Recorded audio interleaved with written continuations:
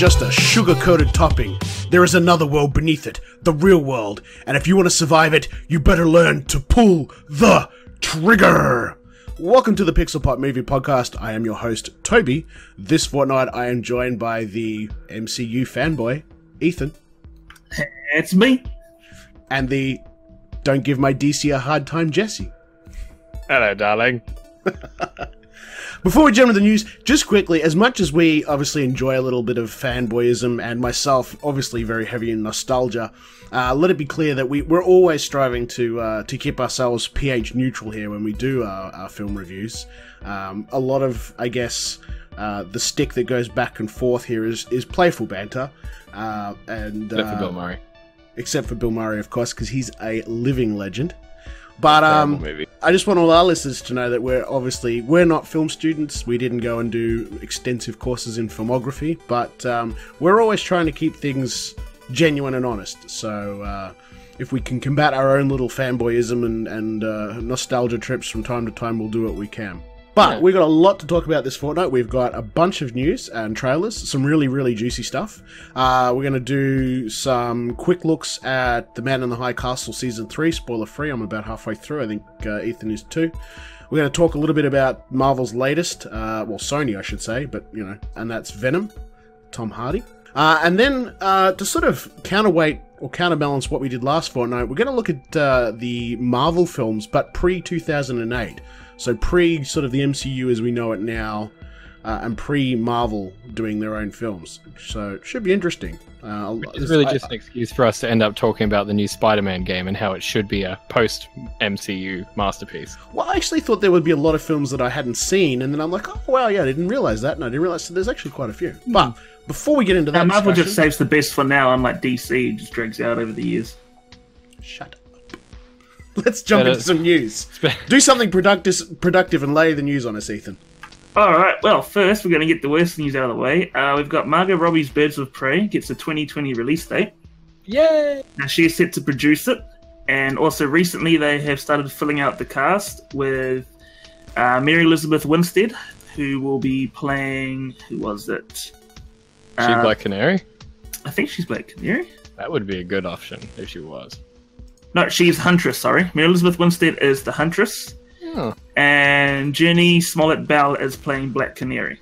Side tangent, did anyone else notice the recent announcements and changes to the her character, Harley Quinn, in the comics, where she's now breaking fourth wall, etc.? Yeah. Like, really taking a page out of the Deadpool.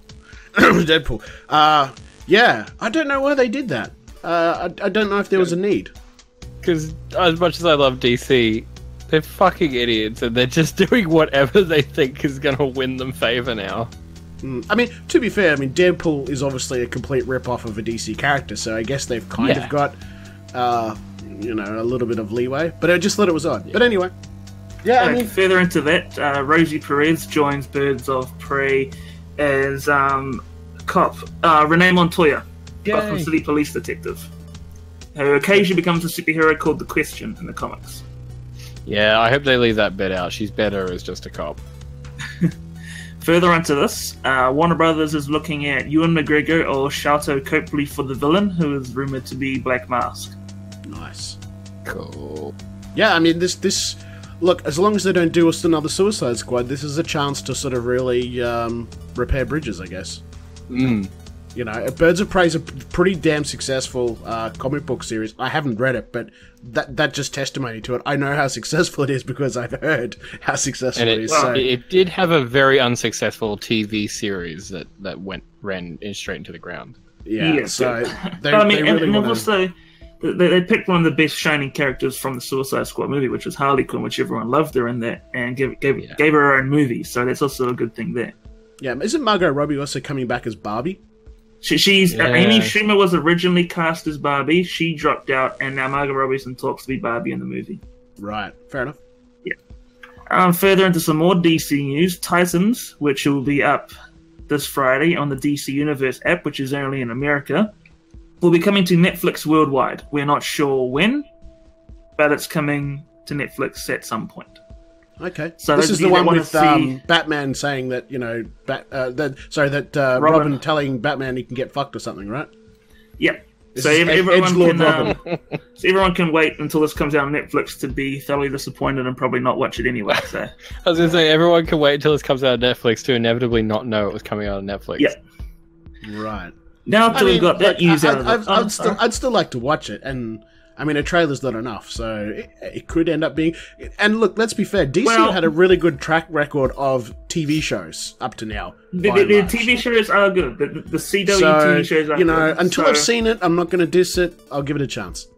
Well, they have this one. They have the Titans.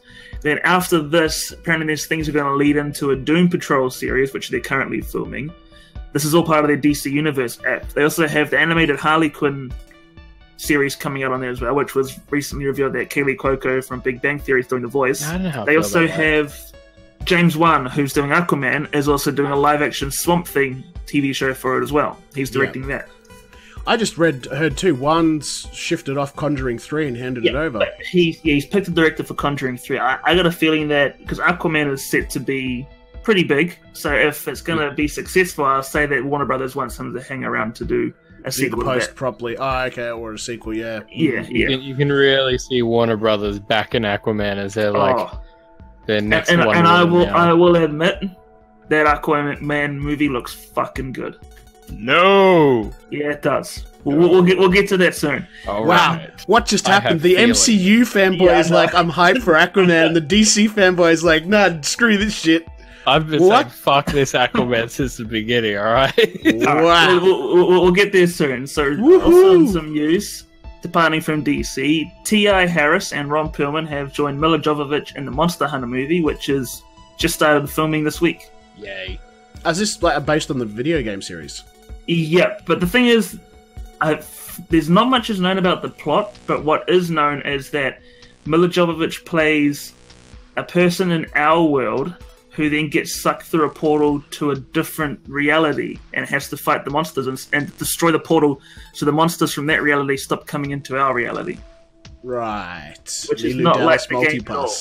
What one? The Final Fantasy movie. But do you remember the first Resident Evil movie that she was in? Well, here's the same thing. You mean Doom? It's directed by the same guy, Paul W.S. Anderson, who is her husband, who has directed every single one of the Resident Evil movies, is also doing this. No, Toby. Hear us out.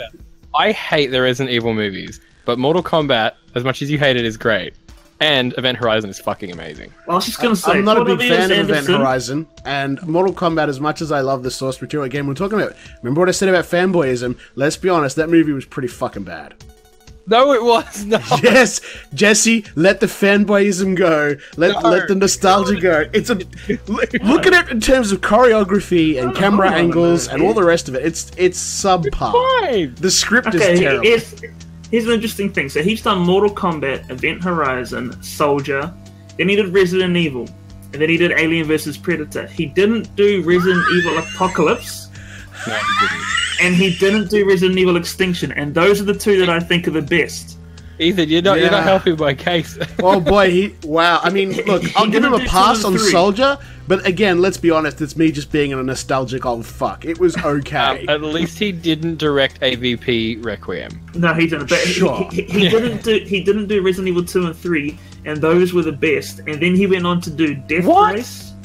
And then he started back on Resident Evil, and all the rest of those were fucking terrible. That's not a very good track record, I'm afraid. No, it's a terrible track record. But Resident Evil 1's the best Resident Evil. Yeah, but you watch it, it has nothing to do with the original game at all. No, it doesn't, but it's still an okay movie. It does. No, that's my point. It doesn't. So now they're going to do a Monster Hunter movie that has nothing to do with the game, and people are just going to ignore it. Make money. Well, the only part it has to do with the game is that in the alternate reality that she goes to, it is the game world in there. That's it. Jumanji. Yeah, Jumanji. He also basically directed Tron. The Three Musketeers as well, and that was a heap of shit. That is a load of shit. Ron Perlman, I know you listen. Dude, do not do this. I have too much respect. Ron Perlman's beyond help now, Toby. The thing is that the character Ron Perlman's playing is actually, he actually looks like a badass. He's pretty cool. Ron Perlman always looks like a badass. It's because it's Ron Perlman. Yeah. moving on, let's get into some trailers. Yep. We had a Creed 2 trailer drop. Mm-hmm. I've never seen the Rockies or the first Creed, so I've got nothing to say about this one, but I know a lot of people are excited. This doesn't surprise me. Yeah. Shock, horror. Yeah. Ethan I love some classics. to redeem the fact that I like Paul W.S. Anderson's Mortal Kombat movie. I love the Rocky movies. So does that make you feel better, Toby? No, actually, I struggle through the first Rocky one. The later ones are a bit better. Oh yeah, the later ones are better than the first one. Just to put a bit of extra news in here, Sylvester Stallone has just started filming the new Rambo movie too. Yes, he has. Rambo 5, yeah. There was a couple of shots where he was on a horse or something. Yeah. See, we had the Creed trailer, and then we also had a proper trailer for Daredevil Season 3. Yes. That was looking tasty. There was also another quick follow-up one, I think, wasn't there? Yes, there was. Yeah. But this one was chunky because are we allowed to say what's going on? Is that spoilery? Like, say it anyway. It's been a couple of years since the last one was out. Well, I think the short trailer kind of makes it obvious too that it's for what we can get from this trailer. Obviously, Kingpin's back. He's recruited Bullseye to dress up as Daredevil and go around and do lots of bad things in a plan to break Daredevil and destroy his reputation. As me and Lucas were talking about this, and he told me that this version of Bullseye is based on the Ultimates universe Bullseye, where he gets hired from Kingpin to pretty much take down. I was going to say, this sounds like a direct comic book storyline to me. Yeah. And I think this mixed the Ultimates one with like the story this is actually based off, like the Born Again one, and I think they're mixing the two of them together. It looks good. I didn't see any sort of oh my god moments in the trailer where I was like, oh, they put that in. I mean, obviously the Bullseye reveal was pretty significant, but do we know of any other Defenders cameoing at all in this? No, they've said there's none in this season. Okay. But obviously we've got Karen Page. We've got Karen Page and Foggy, and just the usual ones. No doubt we'll get Turk Barrett will show up, but that's probably about it. Is Claire Temple? Oh, I would like to say she might show up for like one episode, if anything. Okay. All right. Well, we haven't got. It's next Friday, so I mean, it's Friday week. We haven't got long to go. Next, we had a trailer for Holmes and Watson. I am avoiding Will this Ferrell like as the Sherlock plague. Holmes and John C. Reilly as Watson. Why? Why are you avoiding it like the plague? I don't like either of those actors. What? Oh, but you like Bill Murray. Really what the fuck is wrong with you? Oh, I have a differing opinion to you. Toby, no, I've never liked Will Ferrell. No, I haven't. I've never liked Will Ferrell. Never liked Will Ferrell. I don't like his sense of humor. It just doesn't mesh with me at all. I find him he just rubs me up the wrong way. And he's also one of those comedians that, and there's a few of them around, like Sacha Baron Cohen. I struggle with his stuff too. They do a lot of the self-embarrassing humor. Funnily enough, Sacha Baron Cohen was actually supposed to be Watson in this movie, but had to drop out. Yeah. Right. And I really struggle with those movies. Like, that to me is not funny. It's just deeply embarrassing. And it just doesn't do. And I guess the other thing is too, again, like, here's the nostalgia kicking in. Like, I've watched, the classic 80s Sherlock Holmes. I love the more recent films they did with Downey Jr. I liked the first few seasons of the Cumberbatch show. Like, I sort of have a bit of a soft spot for the characters. I don't want to see them do this to don't watch the trailer if you really care about the characters, because they'll trash it. Yeah, really, I didn't watch the New York thing either, where they gender flipped it and all that. Just because, again, to me, Sherlock is very much British. Like, it's just ingrained in the character, and to Americanize it just wasn't going to float my boat. Yeah. Well, so look, don't get me wrong. Yeah. Look, the film could be amazing, and it could do bank, and lots of people could enjoy it. And I'm not going to criticize them for it. It's just not for me. It's just not your thing. Yeah. Well, like I respect that. Like that's why I was going to say, like, you should with Boogie Nights, because Boogie Nights to me is one of the best movies ever made. But John C. Reilly, he's really good in it. He's a really good dramatic actor. Like, as much as I don't like John C. Reilly in comedies either, except for Step Brothers, I'm not a big fan. But I like Will Ferrell, and I think Will Ferrell's a really good serious actor too. So I don't know. I would rather see him in something like, and the few things I have seen him in, like, if he plays, I always like seeing comedians in real straight edge serious movies. Yeah, and they're usually really good. Yeah, what's the blonde-haired comedian guy from Dumb and Dumber, and he was in Looper or whatever it was, is like the... Jeff Daniels? Yeah, Jeff Daniels, yeah. Like, he's done a lot of serious stuff. Yeah, I like him serious. I do. I think he's, and same with Carey. I've always said Carey's, to me, I don't mind his humour and his funny stuff, but I think his serious stuff, so much better. Unfortunately for him, I think the poor bastard just couldn't get... No one wanted him to, despite how good he was, they all wanted the silly man. So, anyway. Yeah. Moving on, we had an amazing second trailer for Spider-Man Into the Spider-Verse. Yes, we did. This won me over, except I still think that looks like shit. Oh, this looks so good. And even the fact that it seems like the Peter Parker in this movie could well, in fact, be Sam Raimi's Tobey Maguire Spider-Man. Except he's become like, he's got 5 o'clock shadow and he drinks at 7 in the morning. It's an older Tobey Maguire Spider-Man, alright? Yeah. If they don't have a reference to Tobey Maguire or Andrew Garfield in this movie, I'm going to be pretty fucking disappointed. I'll be very fucking disappointed if they have a reference to Andrew fucking Garfield. I don't get the hate. But anyway, I hate Andrew Garfield. How can you... Hey, Andrew Garfield... Man, Andrew Garfield is cute. What? Yes, he is. I am the most hetero man you'll ever meet. I would still sleep with Andrew Garfield. He was the best looking Spider-Man. He is just a honey. Tom Hardy? No! Garfield. Tom Hardy's a 10 and Andrew Garfield's like a 4. No. Anyway, this looks great. Young boy. Yeah, I mean, I never got into the animated stuff much, but... Oh, no, this one's different. This one's coming to the cinemas, and this one's going to be great. Okay. A little bit here, when I went to watch Venom on the weekend, the credit scene was like a 4-minute scene from Into the Spider-Verse, and it is phenomenal.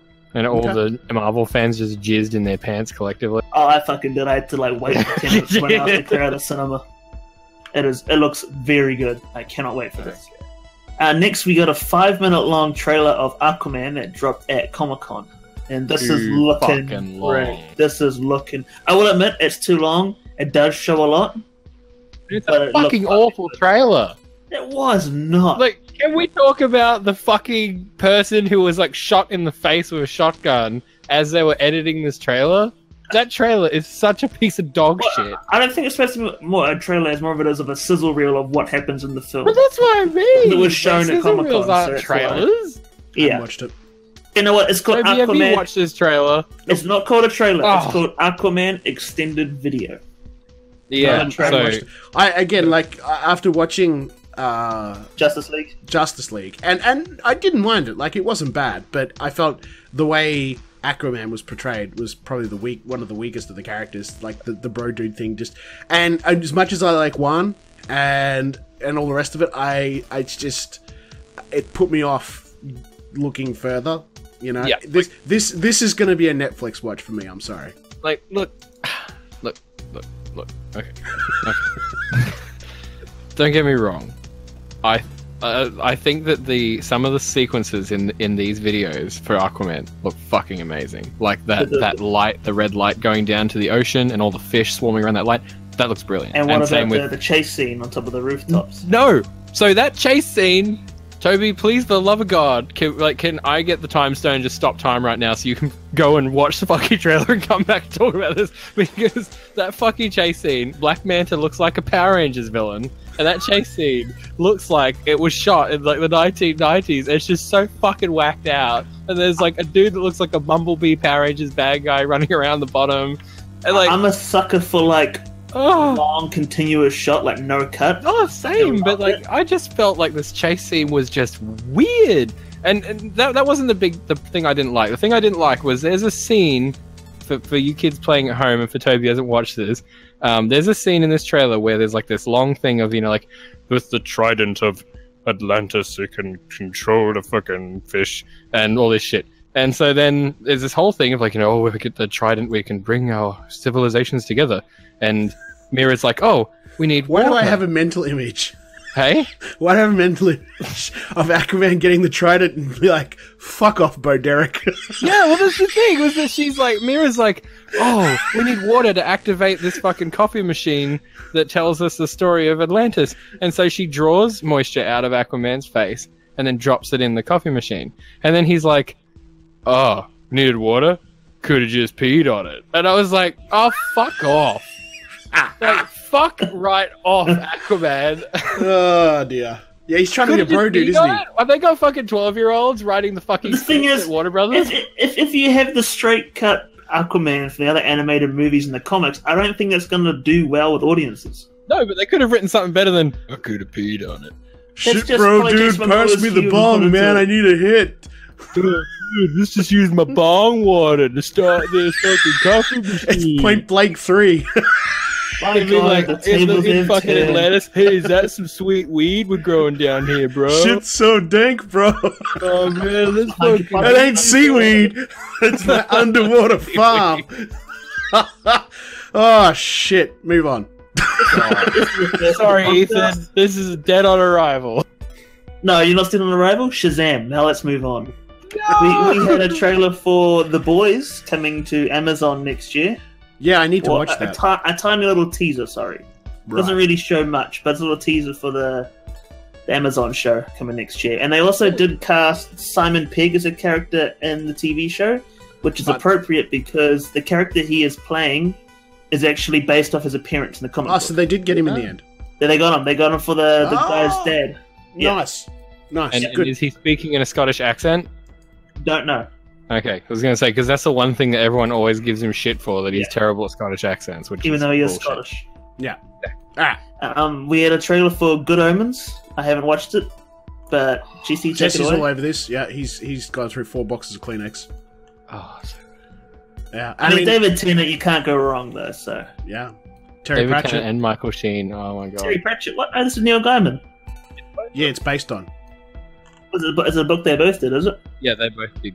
Oh, okay, I thought it was just Neil Gaiman book. Yeah, no, Neil Gaiman seems to be the one that's getting a lot more notice than Terry Pratchett, and I kind of feel bad for poor Terry Pratchett. Yeah, because he's passed away and there's a lot of Pratchett fans. But then you've also got, and this has been a long time coming too, Wheel of Time. Amazon has ordered it up to series based on... It was coming up soon! Yeah, you take too long. Fucking up my order! Yeah, I know a lot of people that have read these books back to back multiple times. So you've got Magician, you've got Wheel of Time, and you've got, your Good Omens. Like, there's so much stuff getting mined now out of authors and stuff. It's great. I mean, we just had the Captain Underpants movie. We are rolling ahead. We're just plumbing the depths of literacy. Yeah, I mean, I haven't read Wheel of Time, but I'll definitely watch the show. It sounds interesting.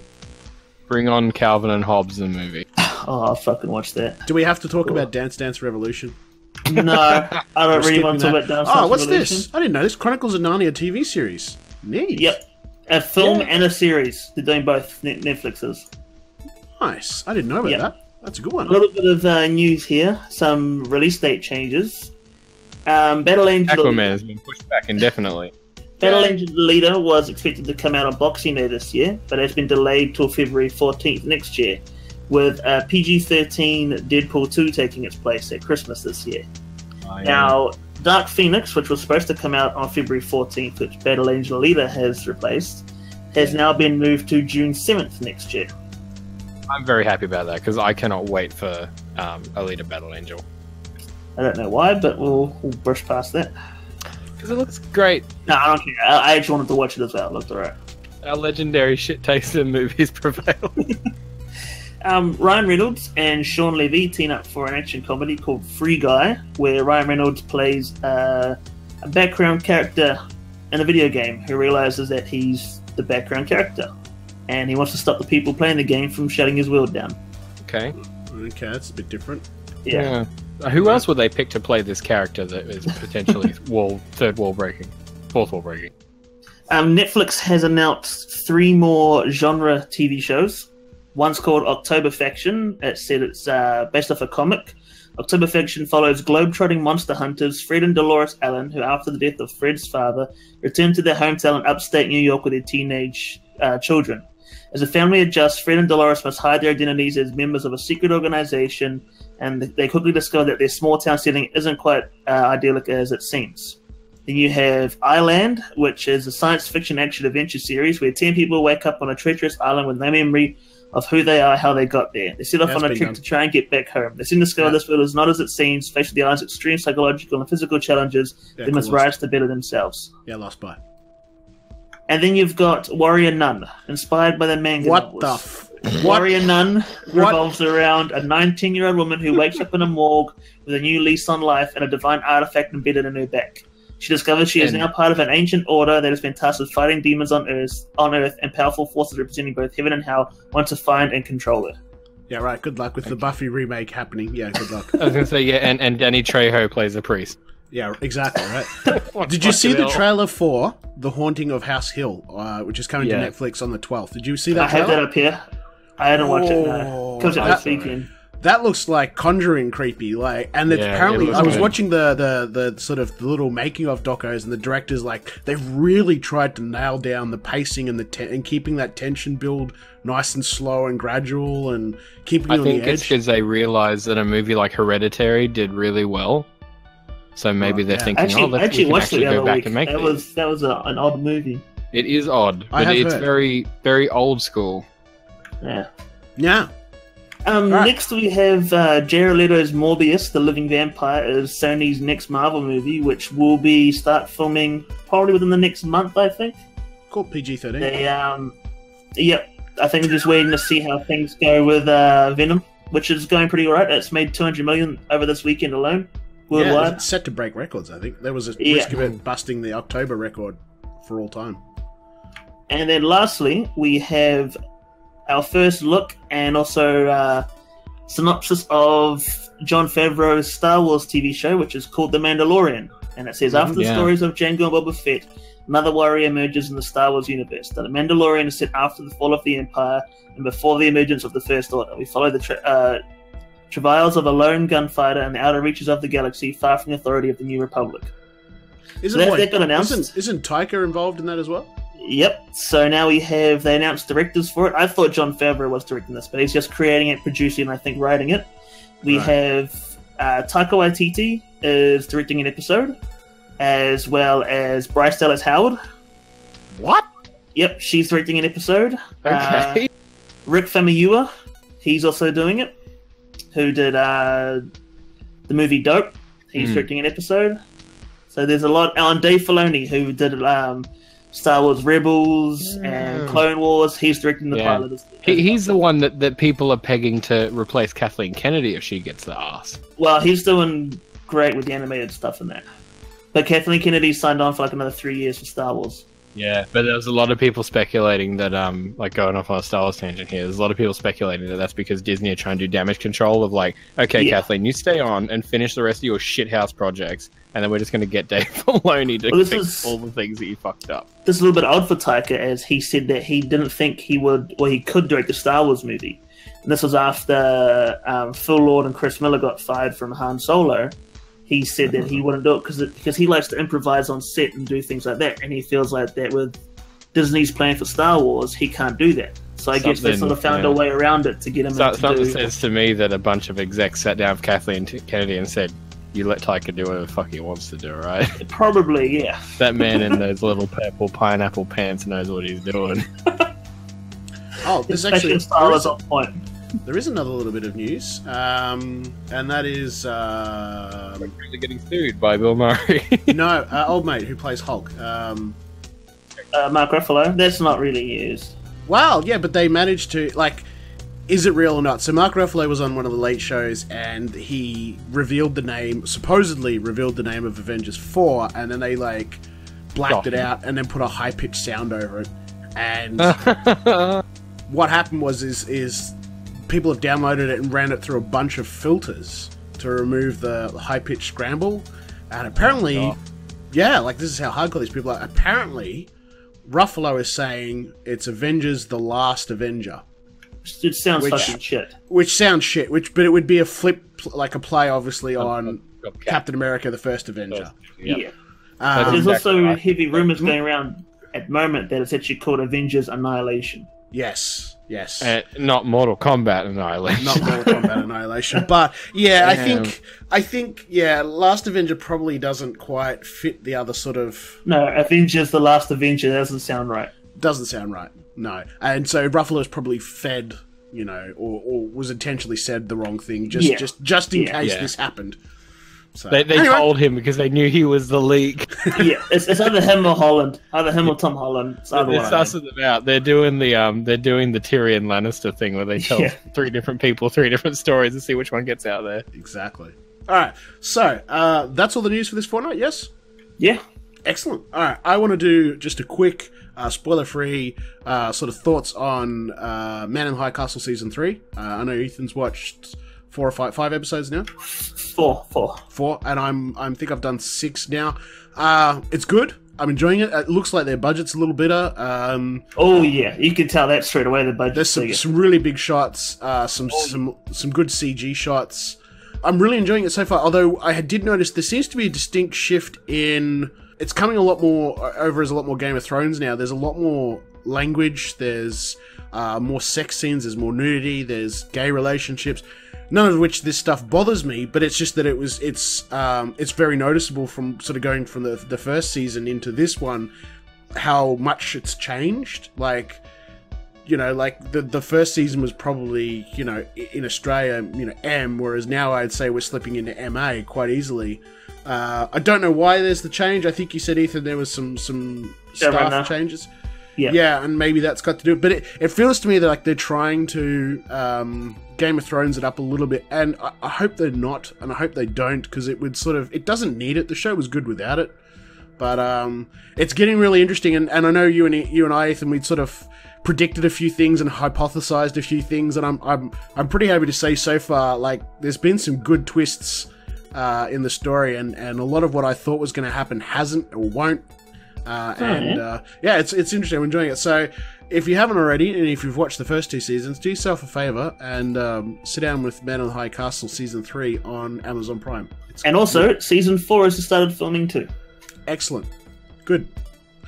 All right. Well, unfortunately, Jesse and I haven't seen Venom, but we did already have a contributor write a review, pretty damning one, I might add, for Venom on the Pixel Pop Network site, giving it 20%. And that seems to be sort of fairly standard. I had a look at Metacritic, and the majority of reviews are medium, the yellow band, followed by a lot of red, and then a little bit of green, which is funny. It's interesting because the movie's making bank. It's making huge dollars. Like, a lot of people are going to go see this movie. But in terms of critical reception, it's getting absolutely panned.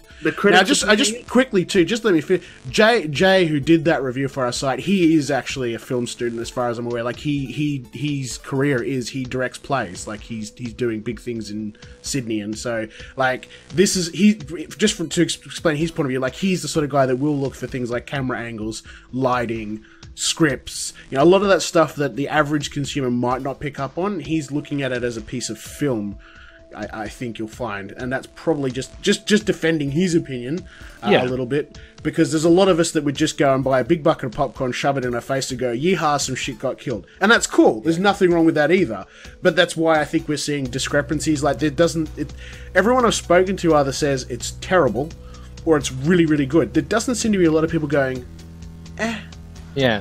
So that's what I was going to say in defense of his article too. Like, he's a different kind of film reviewer to, like, critic to me as well, because I study film and television. I have studied it. That's my big passion. So we can go back through my reviews and see where I've nitpicked certain things that they've done wrong on a technical side. But I try to approach reviewing from a more lax personal viewpoint as well. I've literally stated with Alien Covenant, which I slashed to pieces, that this is just my opinion. I didn't like this movie. If you do, then that's great. I hope you do. I'm sure he feels the same way. If people went out and liked Venom, I'm sure he's not saying, like, you're an idiot. This is a bad movie. Just to him, not at all. Yeah. He just watched it and was like, this is a technically poorly made movie. Yeah, and it seems to be that the biggest consensus is the movie plays out from something like 10, 15 years ago. You know, it apparently the biggest complaint is it feels largely dated in terms of storytelling, action. Yeah. But anyway, look, enough of that. What did you think, Ethan? Let's keep it. I really enjoyed it. Yeah, I really enjoyed it. There were a few things that I didn't like, and that were some things in the movie don't make sense. I'm not going to go into what it was. They just didn't make sense with how the movie set it up and what happened. And the fight scenes between some characters were extremely hard to follow, being that the characters were looked almost identical and were the same color. It's hard to follow fight scenes. Right, it's like watching two whirlwinds or two tornadoes bang into each other, right? Yeah. Yeah. That was the main issue I had with it. It had some good humor. They made Venom his own personality that actually went really well with Eddie Brock's personality. They had a perfect symbiosis in the movie. Ba-dunch. Yeah. But it was good. I look forward to the sequel. Right. Okay. So essentially, Ethan liked it, confirmed hot garbage. That's rough. Yeah, you fucking what? The other thing is, I mean, I hear the script's a little weak, and you know, like you can only Tom Hardy something so hard, and it still doesn't get any better. You know, was there any sort of significant plot holes? Like you say, there's things that don't make sense. Is that just from shit scripts? Do you think, or? I think it could be from Tom Hardy spoke about how some things that he really liked with the movie got cut out. There's about 30 to 40 minutes of stuff that got cut out. Right. And I feel like if some of that went in there, it might have explained some of it. One of the big things that I said didn't make sense was a plot hole, and that was at the end of the movie. And that, yeah, I can't go into it without spoiling it. No, that's fine. But, so, obviously early days, we don't know if there's... I mean, there was originally that rumour of an unrated home release. That's been squashed. Yeah. But do you think we might see, like, the BVS extended home cut, or...? There might be an extended home cut, but I highly doubt it would be an R-rated one. No, but I'm just thinking, like... Yeah.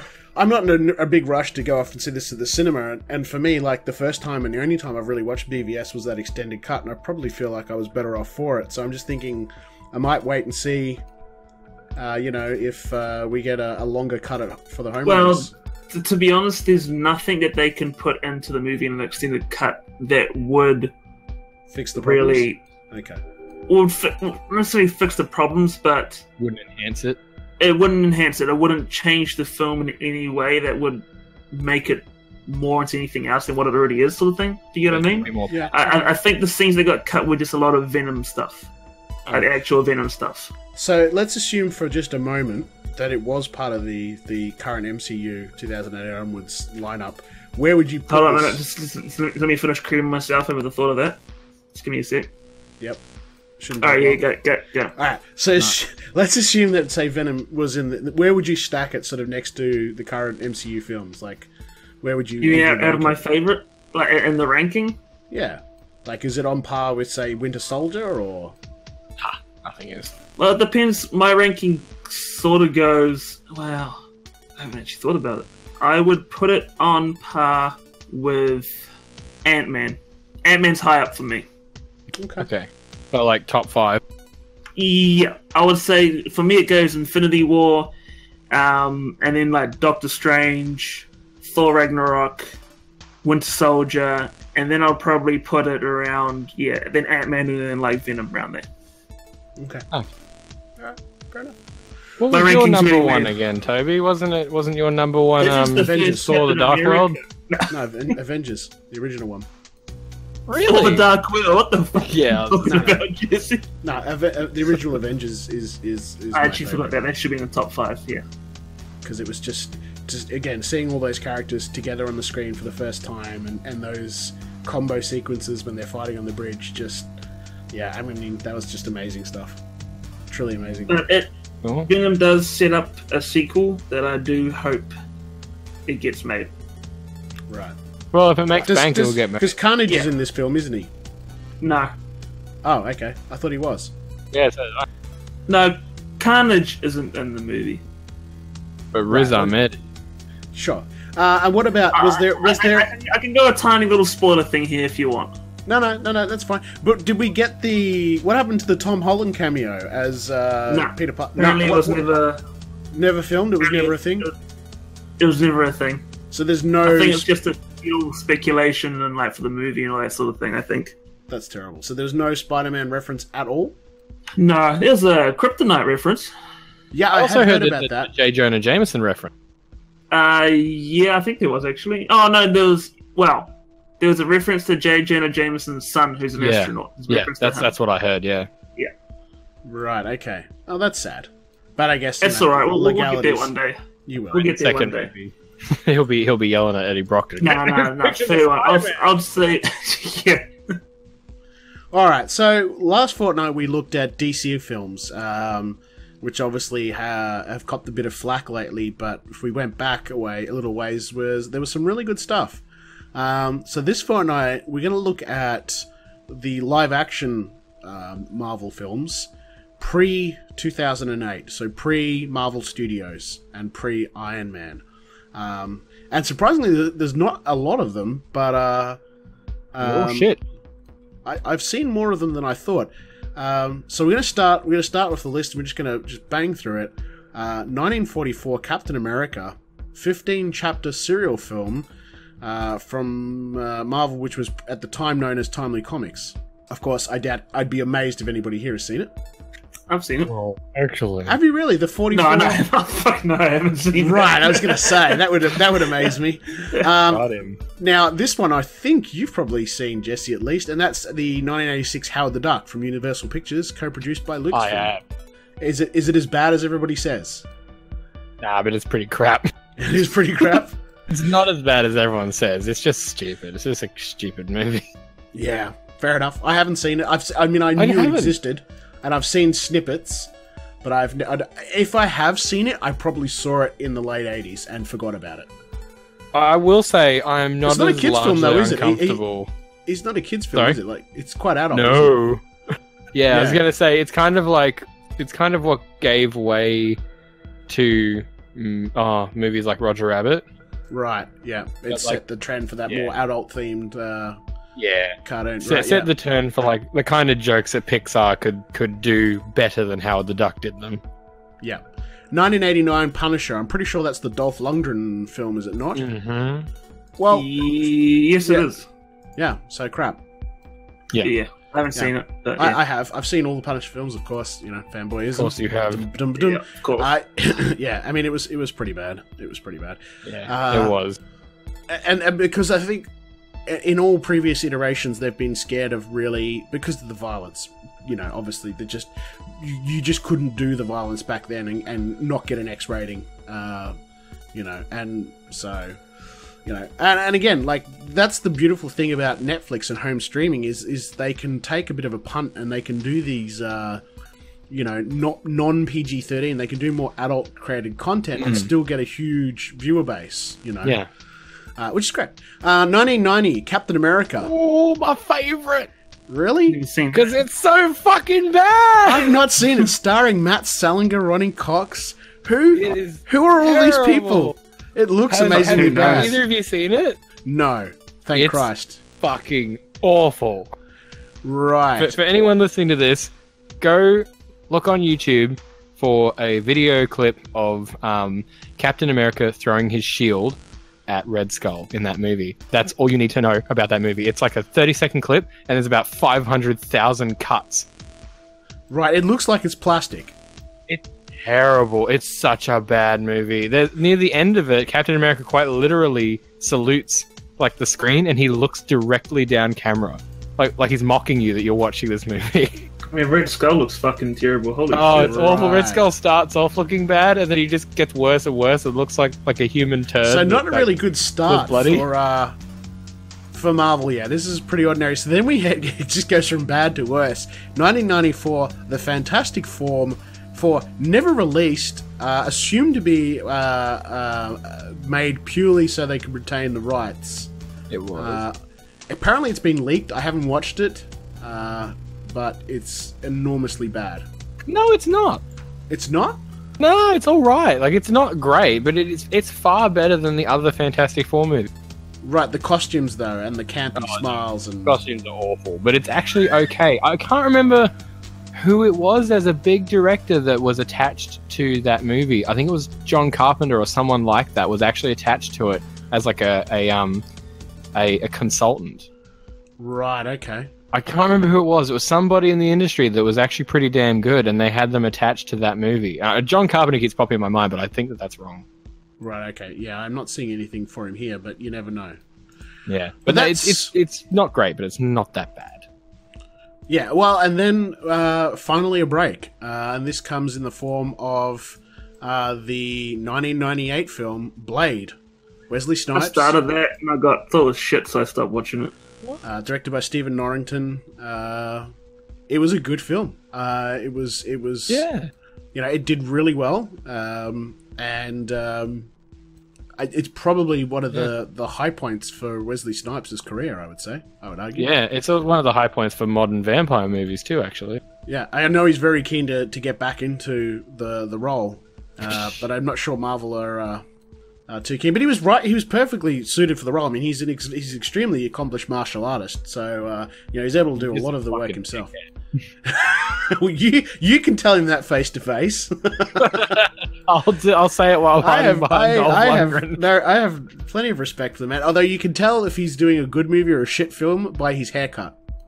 Yes. If he's got a badass haircut with Z in his fro, it's going to be a mad film. If he's got some buffy afro thing going, it's going to be shit. What, is it Money Train? Is that the movie he's in with Woody Harrelson? Yeah. Fucking hell. Yeah, I mean, A Demolition Man with Sylvester Stallone, he's done some good stuff, but yeah, again, he's got that Vanilla Ice hair on. He's got a fadeaway haircut, it looks badass, exactly. Yeah. Then 2000, the original X-Men film. Good one. That was good. It was pretty good. I was, of course, confused because reading the comics in the 80s was always about Apocalypse. When I sort of watched these first few movies, I'm like, where's the Sentinels? Where's Apocalypse? What's going on? Why is it only Magneto? So yeah, I mean, it did exceptionally well. Blade 2 in 2002. Guillermo del Toro. Yeah, a hugely underrated film, I felt. Like, he really tried to take it in a different direction, and I liked it. He did his classic Del Toro-ness to the vampires and made them fucking nothing like vampires. Yeah. Like in The Strain. Yeah, exactly like in The Strain. You can really see Blade 2 in The Strain. And the same year was when we got our first Spider-Man. Yay, that's a good one. Toby Maguire. William Dafoe. Somewhere Willem Dafoe is constantly saying that line from Green Goblin at Marvel Studios. Like, out am I? Kirsten Dunst, James Franco. Yeah, I went. My daughter went back and watched these on Blu-ray just recently because we've got them all. And I'm sort of looking at Toby Maguire and I just go, I know what they were trying to do. You really don't like? I thought he was a good Spider-Man. Look, they've tried to make the everybody, like the everyday Joe, normal teenage American, and that's the whole point of Spider-Man. That's why he was such a hugely popular character. It's the everyday, boring Joe, teenage American boy who gets superpowers. So where is the negative in this? There's no negative. And I think that's why they hired Tobey Maguire, because he's that boy next door look. Whereas, obviously Andrew Garfield is a lot more hunky. God damn it. So hunky. But, I mean, you put the Tobey Maguire performance next to Tom Holland, and there's just... Tom Holland has that twitchy nervousness that just does the character perfectly. And he puts Maguire's Spider-Man just to rest. And we also got J. Jonah Jameson, J.K. Simmons, as a perfect portrayal of him. Absolutely spot on. Which he's gone on to voice him again in animated series too. He was just dead spit, absolutely perfect. And a funny thing with these is Bruce Campbell pops up in all three of them because he was friends with Sam Raimi. And the guy who was working on Spider-Man 4 before it got cancelled had said that Bruce Campbell was actually going to transform into Mysterio for Spider-Man 4. That would have been fucking amazing! Yeah. But also, Hugh Jackman was supposed to show up in the Spider-Man movie too, as Wolverine. Yeah. But Sony and 20th Century Fox had a bit of a falling out over film rights and all this sort of stuff, so they couldn't do it. Okay. Well, 2003, the following year, we got Daredevil. Less said about that, probably the better. That's alright. I didn't actually mind that. Yeah, my favorite bit was that playground scene. Oh, I knew you were going to bring up the fucking playground scene. Everyone brings up that scene. It's just as bad as that basketball scene in Catwoman. No, actually, I think Catwoman's worse. It's fucking 10 times worse. And then we had X2. Yeah, that was X2 the best was good. X-Men movie. Yeah, I remember sitting at camp, and one of the parents had illegally downloaded it and brought it to my school camp, and we were just sat there in like a giant hall with the projector on watching that one night. It was fucking great. That's cool. And now that school's no more because they got sued into submission. By yeah, that's what happened. 20th Century Fox. 2003, we also saw Eric Bana's Hulk. Oh, man. No? Hell. Didn't like it? Well, I mean, the thing is, that came out, and everyone at school was talking about it. So I said to my mum, I'm like, can you buy me the Hulk movie? I want to watch it. She's like, oh, I'll see what I can do. A couple of days later, she rocks up with a DVD. She says, here you go, got you the Hulk movie. I put it on, and it's the fucking Lou Ferrigno one. And I'm like, this is not what I fucking asked for, Mum. At least it wasn't like Hulkamania. Hey, there's nothing wrong with Lou. And he did the voice right up until very recently. I think he was still in... I think he still did it with the Edward Norton one. Yeah, it was right up until... Disney took over. Yeah, and that's when it changed. Yeah, actually, no, I think he might have... Yeah, no... Oh, did he do that? I think he did the... I think he does Puny God. I'm pretty sure he does Avengers. No, that sounds like Mark Ruffalo. You sure? I'm pretty sure that was his last time as Hulk.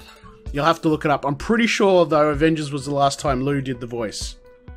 I honestly can't remember. I remember him being on panels, but I don't remember anything else. Yeah, he's been playing the character for so long. And he's got nothing else to do, so what's he going to do? Well, lift weights. I mean, he gave Arnold Schwarzenegger a run for his money. Yeah, he did do it in the Edward Norton one. He did do the voices for that. Yep, yeah, I knew that one. Anyway, 2004, The Punisher. Mm-hmm, yeah. Oh. You don't like that one? Okay, no, he's credited as voice collaboration for all the others. So, an Incredible Hulk with Edward Norton, it's actual voice. Right. But the Avengers, Age of Ultron, and Thor Ragnarok, it's voice collaboration. So they probably like layered him over top of Mark Ruffalo or something. Possibly, yeah. Yeah, to get a bit more grumbly. Yeah. So no, I wasn't a big fan of because again, like, you know, it was done wrong. I have a soft spot for that movie. It's because it's got Thomas Jane, right? Yeah. Oh, I'm sure. Yeah, but come on, John Travolta. Jesus Christ. What was wrong with John Travolta being dragged behind a car, being set on fire? I will torture you, and he's sticking an icy pole in his back. Right, okay. Yeah. Punisher. Yeah, he's you have to admit, though, the Russian fight scene was pretty good. He doesn't kill anybody until like the last 5 minutes. Yeah, but they tumbled down like some stairs, couple of guards or something. It's the fucking worst. It's the worst. Is not. It wasn't that bad. It is when you actually go back and look at the comics, and you're like, this is nothing like the character at all. No, Spider-Man 2, 2004, Columbia Pictures, won one Oscar, nominated for 2 more. It won an Oscar? Good. Yeah, for Best Special Effects. Wow. Can I just say, and I'm sure she hates me just as much, I do not like Kirsten Dunst.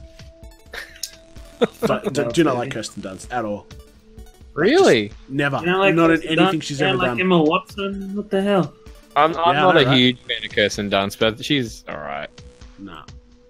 Spider-Man 2 is the best Spider-Man movie, though, hands down. Apart from Homecoming. Apart from Homecoming, yeah.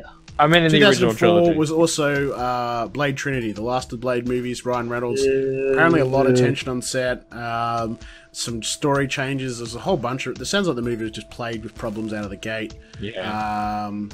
You know, no one wanted to be there, and it just didn't happen. And sadly, it ended on a bit of a flat note. Not as flat as 2005's Elektra. No. Nothing has been flatter. That was pretty fucking bad. Yep. Jennifer Garner is the actual worst. Same year, though, we got Fantastic Four. Now, that wasn't too bad at all. I liked that particular flavour of Fantastic Four. I like the casting. I just think that the stories of both those movies are not strong enough. Right. Yeah, I guess that's fair. But I mean, we have Captain America in it. Yeah, that's right. And Captain America is now played... He's jumped... Oh, he hasn't been in DC yet, but he's been in a Dark Horse movie, so there you go. Which one was that? Losers. The Other Losers, yeah. 2006, X-Men The Last Stand. Yes, that was... It's okay. We saw Dark Phoenix in that one. Yeah, that's about it. That wasn't too bad. That was that one where they fucked everything up. Yeah, because Bryan Singer went off to do Superman Returns instead. Yeah. And he fucked that up too. 2007, we had Ghost Rider, Nicolas Cage. Mm-hmm. Oh, fuck it. Oh, the icon himself. Wasn't that filmed down in Melbourne? I don't know. Was it? I want to know. I think so. That would explain his fucking acting. That's why Rebel Wilson was in it. 2007. She was in it? Yeah. It's terrible. Spider-Man 3. Terrible.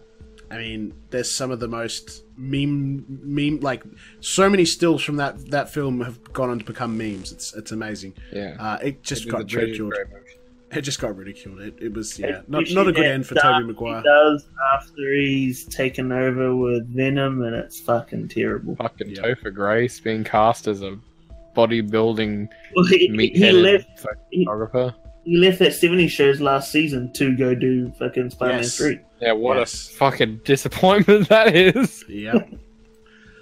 We also got Fantastic Four: Rise of the Silver Surfer, which was by and large good, although I wasn't too impressed with Galactus.